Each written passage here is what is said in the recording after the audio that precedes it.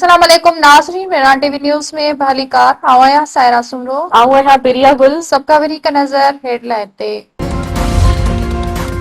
Peoples party जे chairman Bilawal Bhutto Zardari चयो आहे त इन भेरे गिलगित जो वज़ीर आला जी आलो आणण चाहियूं था।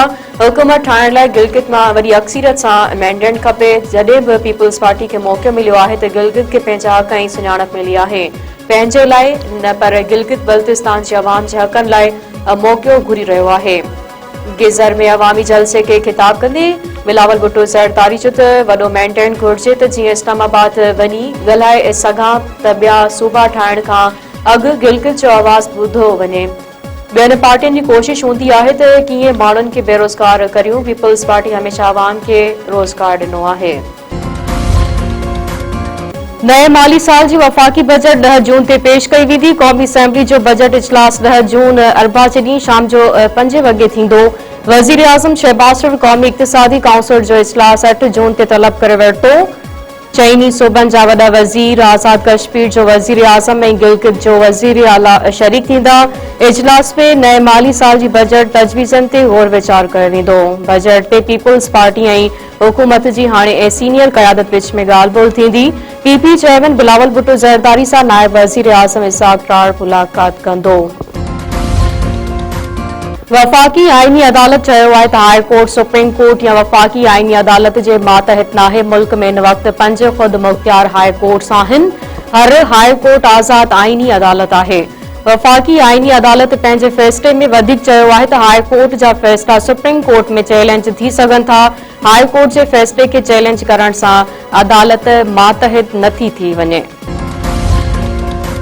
वज़ीर आज़म शहबाज शरीफ जा ईरान ऐं कुवैत जे सरबराहन सां राब्ता, छिकताण घटाइण ऐं ख़िते में अमन जे क़याम ते ॻाल्हि ॿोल। परॾे खाते जे तर्जुमान ताहिर हुसैन इंदिराबी चयो आहे त पाकिस्तान ख़िते में अमन लाइ बहितरीन ऐं मुख़लिसाणो किरदार अदा करे रहियो आहे। पाकिस्तान खे उमेद आहे त धुरियूं जंगबंदी मुफ़ाहिमत ते अमल कंदियूं। परॾे खाते जे तर्जुमान मीडिया खे हफ़्तेवार ब्रीफिंग ॾींदे चयो आहे त भारत सिंध तास मुआहदे ते मुख़लिसाणो अमल बहाल करे पाकिस्तान जे हिसे जो पाणी रोकण वारा मंसूबा ख़त्म कया वञनि। पाकिस्तानी इदारनि ऐं माण्हुनि मथां हमला बर्दाश्त न कया वेंदा। ख़ातिरी चाहियूं था त अफ़गान सरज़मीन पाकिस्तान जे ख़िलाफ़ इस्तेमाल न थिए। कुवैत एयरपोर्ट ते ड्रोन हमले जी वीडियो जारी करजी। कुवैती अख़्तियारनि जो चवणु आहे त एयरपोर्ट जे टर्मिनल 1 ते ईरानी ड्रोन सां हमलो कयो वियो। पासदारान इनक़लाब पारां कुवैती एयरपोर्ट मथां हमले जी तरदीद। तर्जुमान जो चवणु आहे त कुवैत जे हवाई अॾे ते तबाही अमरीकी दिफ़ाई निज़ाम पेट्रियाट में ख़राबी सबब थी।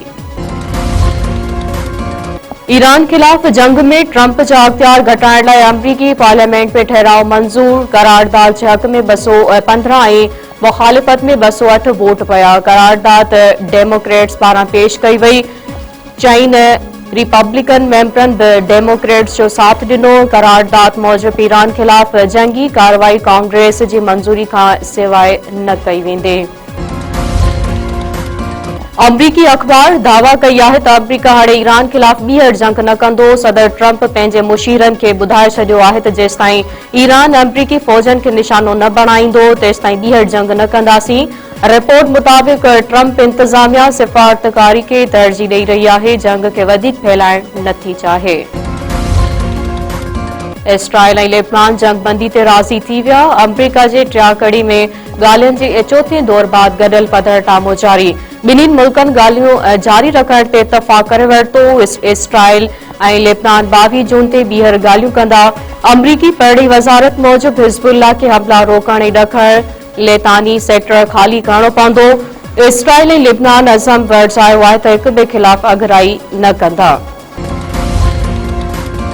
सिंध जे सीनियर वज़ीर शर्जील मेमन ऐं वफ़ाक़ी घरू वज़ीर मोहसिन नक़वी विच में मुलाक़ात। मुल्क में अमन अमान, बैनुल अक़वामी ताउन ऐं ॿियनि मामलनि ते ॾे वठ। कराची समेत सिंध जे वॾनि शहरनि में मंशियात जे ख़ात्मे ते बि ॻाल्हि ॿोल। मोहसिन नक़वी पारां कचे में धाड़ेलनि ख़िलाफ़ कामयाब ऑपरेशन ते सिंध हुकूमत जी वाखाण। सीनियर वज़ीर शर्जील मेमन चयो आहे त वफ़ाक़ी सूबनि विच में ताउन क़ौमी चैलेंजनि खे मुंहुं ॾियण जो बहितरीन ज़रियो आहे। क़ौमी मुफ़ाद जे मामलनि में समूरनि इदारनि ऐं हुकूमतनि खे गॾिजी कमु करणु घुरिजे। सिंध हुकूमत दोहनि जे ख़ात्मे ऐं अमन अमान क़ाइमु रखण लाइ कोशिशूं वधीक तेज़ कंदी। मैट्रिक जा नतीजा 10 जुलाई, इंटरमीडिएट इम्तिहाननि जा नतीजा 31 जुलाई ताईं जारी करण जो ऐलान। सूबाई वज़ीर मोहम्मद इस्माइल राहू जी सदारत हेठि समूरनि तालीमी बोर्डनि जो इजलास। तालीमी बोर्डनि जे अमलदारनि पारां सूबाई वज़ीर के डिवीज़ननि अंदरि मुनक़िद कयल इम्तिहानी नतीजनि बाबति ब्रीफिंग। इजलास दौरान ॿुधायो वियो त 9हीं ऐं 11हीं क्लास जे इम्तिहाननि जा नतीजा 31 जुलाई ताईं जारी कया वेंदा। मैट्रिक इम्तिहाननि जा नतीजा 10 जुलाई ऐं इंटरमीडिएट नतीजा 31 जुलाई ताईं जारी कया वञनि। सूबाई वज़ीर जो चवणु आहे त इम्तिहानी नतीजा मुक़रर वक़्त अंदरि जारी थियण सां शागिर्दनि खे वक़्तसर मथियनि क्लासनि अंदरि दाख़िलाउनि में सहूलियत मिली सघंदी।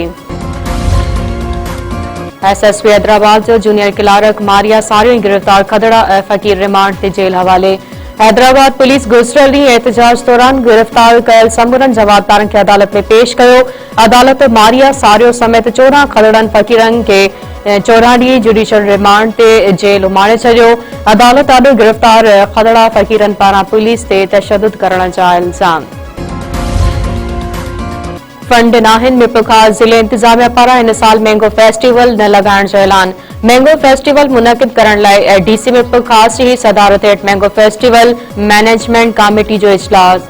कमेटी जे चेयरमैन आरिफ भुरगड़ी आगाही ॾींदे चयो त सिंध हुकूमत खे मैंगो फेस्टिवल लॻाइण लाइ 1 करोड़ 60 लख रुपया ॾियण लाइ दरख़्वास्त ॾिनी वई हुई। हुकूमत हिन वक़्त ताईं को बि जवाब नाहे ॾिनो। उन करे हिन साल मैंगो फेस्टिवल मुलतवी कयो वञे थो। आबादकारनि जो चवणु आहे त ज़िले इंतजामिया मुख़्तलिफ़ बजट मां रक़म कढी मैंगो फेस्टिवल लॻाए। दोदापुर वेझो नौजवान नारी जो गोली लॻल लाश मिलियो। मीरानपुर थाणे जे ॻोठ मिठल डहाणी में नौजवान नारी सफ़िया उर्फ रेशमा जो गोली लॻल लाश हथ इस्पताल में ज़रूरी कार्रवाई बाद मक़तूला नारी जो लाश वारसनि हवाले कयो वियो।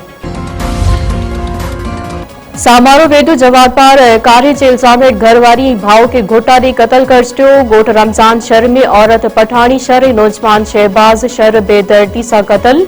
पुलिस पहुची औरत जो लाश तहवील में वरितो। नौजवान जो लाश वाह में लोहण जा इतला।